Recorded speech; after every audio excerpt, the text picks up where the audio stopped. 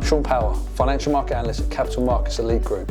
This is a quick overview of MT5, including the default layout we've created for you. So let's begin. First of all, we need to find the MT5 icon on your desktop. Here, mine is in the center of the screen, so simply double click and the platform will load. It may take a few seconds.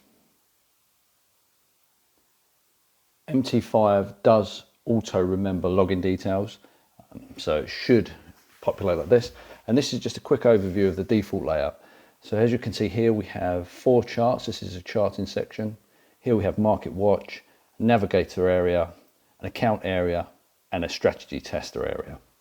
So we'll give you a quick overview of these areas. Let's start with the charts. So here you can see I have 4 charts. I've got FTSE, Euro dollar, gold, and dollar yen. Those are just markets I'm currently looking at. You can toggle between 4 and a single chart. So if you maximize one, it will populate the whole screen there, and you can drag and manipulate areas as you see fit. If you want to toggle back to the 4 charts, simply click this icon on the top ribbon here, arrange windows, and it will go back to this setting. Within a chart, if you want to customize, we do have an additional video on customizing charts. So you may want to look out for that one. But a quick tip here, simply right click on any chart, scroll down to properties, and here you have 3 tabs to customize your charts. So the common tab allows you to select the type of chart you want to view. I prefer candlestick charts. You can have the information on the chart, the scales, and again this tab show, you can select information, show open, high, low, close. I'll take that off. You can show the ask price, the last price. So whatever information you're looking for, this is where to add or remove. And finally, the color schemes. At the top here you have 4 default schemes. So if I change yellow and black, I prefer the color on white. Or if you don't want to choose one of the 4 default settings, you can select your own.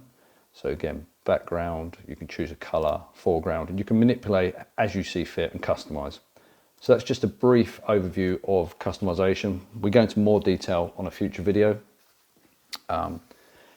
Let's move on to the market watch area. So market watch is simply a list of the markets you're currently looking at. So maybe all FX, maybe I've got an indice there, and DAX. So yeah, just a quick reference in terms of price. If I just toggle back to 4, what you can do is, so let's look at DAX. If I drag and drop the DAX into the FTSE chart, it will change the chart. So, and again, if I change FTSE back into, it will change it to FTSE. So that's one little tip there. To add a market here, simply click on the plus sign and search. So we could go for, say, Swiss franc. Okay, just Swiss franc, click enter, and it will populate there. And again, if you want to drag or drop, you can do that, and it will populate the chart. Next, we will look at the navigator window.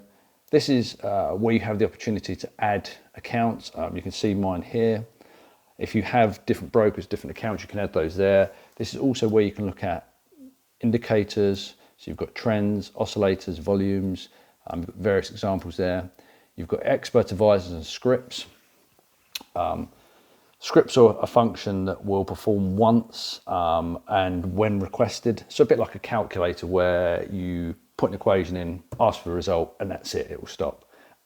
An expert advisor is more for automated trading purposes. You'll hear sort of trading robots, those kind of things. So it will work continuously in the background. At every price update, it will run the code and say, should we take an action here? It will normally result in an alert to you or a trade opening or closing. So that's what those are for. Again, that's more information than we need in this video, but let's move on. So next we have the account, or what's referred to as a toolbox tab. Here we've got the trades, it will show you balance, equity, free margin. You've got exposure, so if we had positions, it would cross-reference those and give you the exposure across your positions. So you may have two positions that are based against the dollar and one against, I don't know, the yen, and it will cross-reference them and give you your exposure. Next we have history, just the action on your account, what trades you've placed. News, mailbox, calendar, company. You've got some alerts, signals. Yes, so there's a lot of functionality there in that area. And finally, the last box is the strategy tester. And again, these are things that you can automate if you want, or if you wish to automate your trading. So you can move various different options. But again, for the time being, for the purpose of this video, it's more about the layout and ensuring you're comfortable where things are on your layout.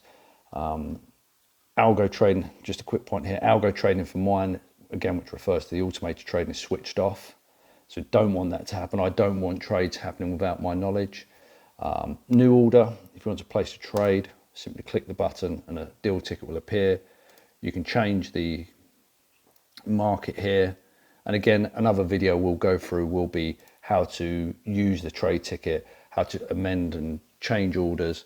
So hopefully you've got a quick overview of how to use charts, how to add and remove markets, the navigator, account and strategy tester areas. We hope you found this useful.